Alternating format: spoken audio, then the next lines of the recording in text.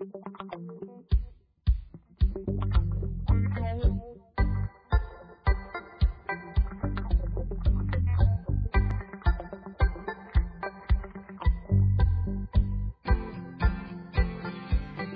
Sharon. Hi. We're about to walk into my patio garden. And I think what I want to do is turn the phone around and just and then talk and walk towards the studio. How's that? That sounds really good. I wonder if you should Let's see if it works. Can you do it with plants? Yeah. Can you do it widthwise though, Sharon, instead of vertical? Can you turn it so that it's let's see how that works. There we go. That's better. That's more full screen. Okay, great. So this is the entrance to my patio. I'm going to flip the phone around. Okay. This is part of why we bought the house. Oh, that's lovely. That looks like a great place to meet for COVID. It is. We can have lots of people back here and be more than 6 feet apart. This is our greenhouse built by the man who goes to the Recycled Arts Fair every year. And he incorporated this stained glass window that my sister made 42 years ago for my husband and I for our wedding. And we never framed it or used it. We hauled it around from place to place. And now it's part of the greenhouse. As a permanent home, how lovely. So do you do your gardening starts in there, like your seeds and stuff? Sometimes I have some heated mats that I use. And there's my tulips that are going to be gone soon. They're beautiful. Oh, I love that color. Wow. They're really fabulous. Yeah. And these are the raised beds that will have all the tomatoes and everything. And this is the messy part of the yard.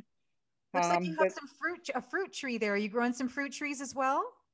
This is it's a cherry bush, but has a lot of flowers on it, but I've yet to get any cherries out of it. Oh, but we'll see. But see, this is the messy part of things. But this is the back door to my studio. Okay. And this is the other reason we bought this house. It's got its own bathroom. It's got lots of storage. It's got room. Okay, so this is where you do your painting? Some of my old paintings. Oh, wow. Wow, yeah.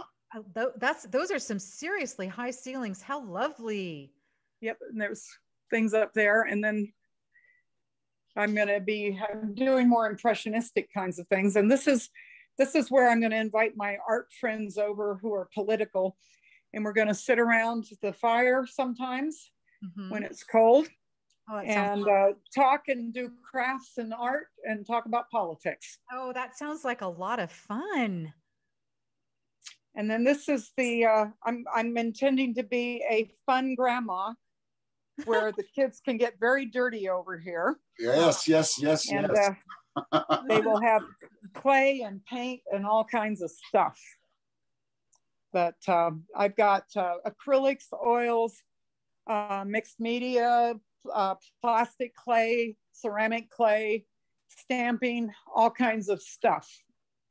And I'm really looking forward to spending a little quality time out here now that session is over. Oh yeah, that sounds so good. Now, you showed your snacks over here.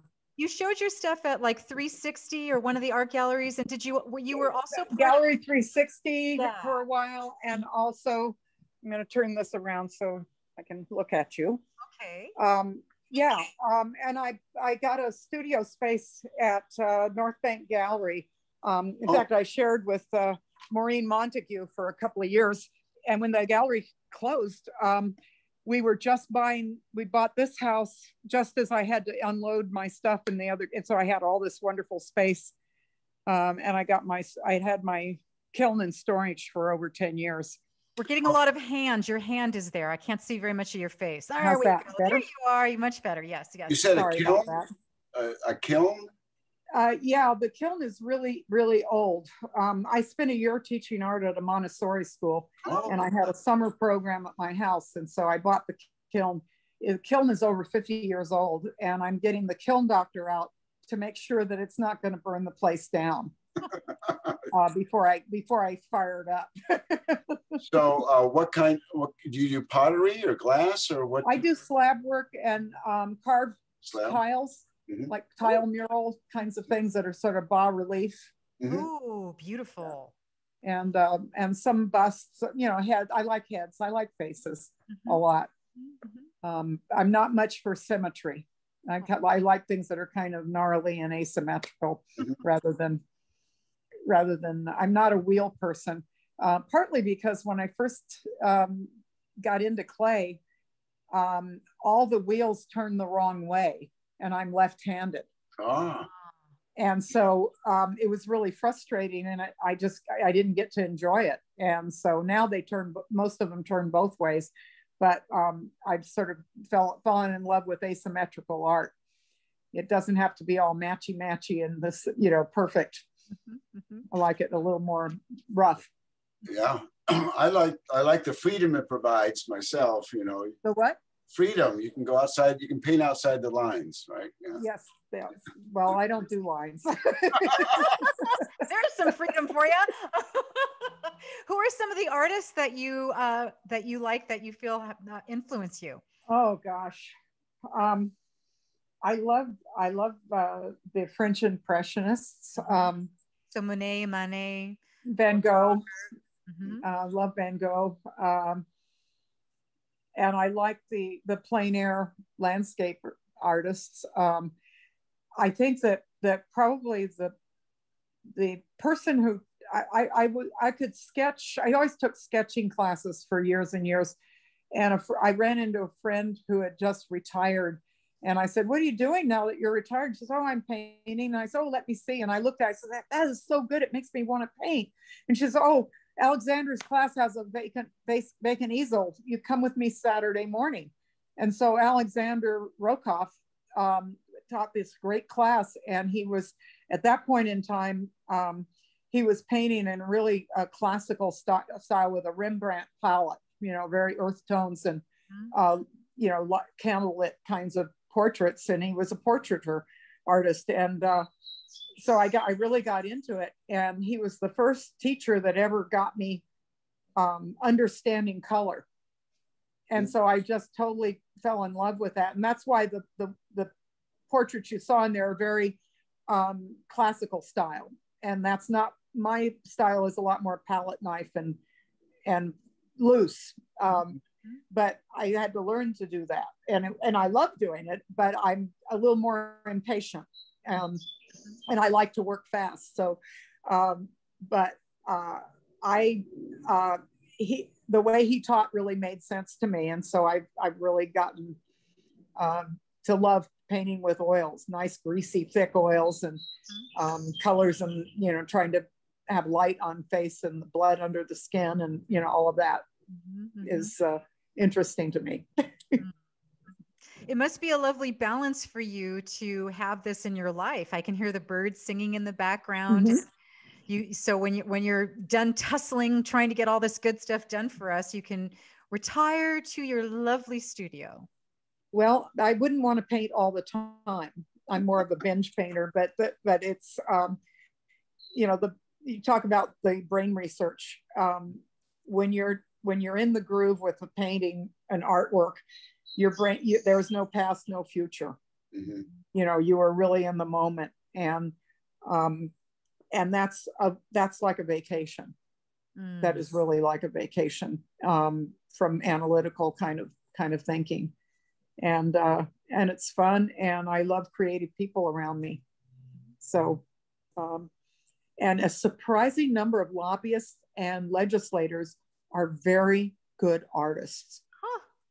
And an unusual number of presidents were left-handed, way out of proportion for the population and the general statistics in the population. How interesting. Yeah.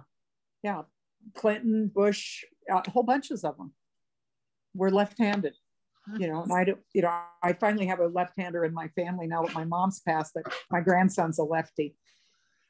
Oh. So, you know, it's kind of fun, but it's that whole connection with politics and left-handedness in art is curious to me.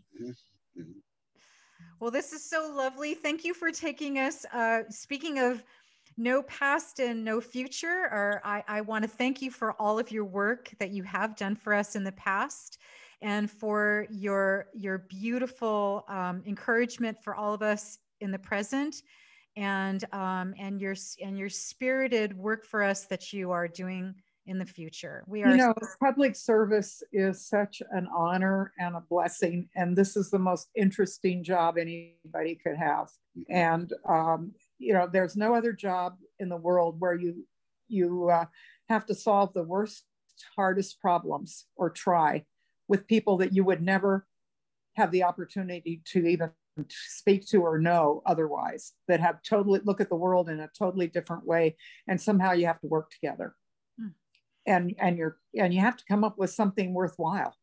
And you know, none of the people I work with in the legislature, even the ones that are, you know, are most appalling, get up in the morning, look in the mirror, and go out and decide to be shallow, stupid, and evil all day long. Nobody does that. Nobody. Well, I can think of one person, and he had the highest office in the nation, but okay. Well, right. I mean, even the worst bad guys don't think they're bad. No, not usually. Yeah. So, but looking forward to seeing you on Main Street on some art walk one of these times. Absolutely. If or a cup of coffee or wine would be fine. Okay. Yeah, you got it. We already planned. We're inviting you, right, David? Coffee, wine, and art.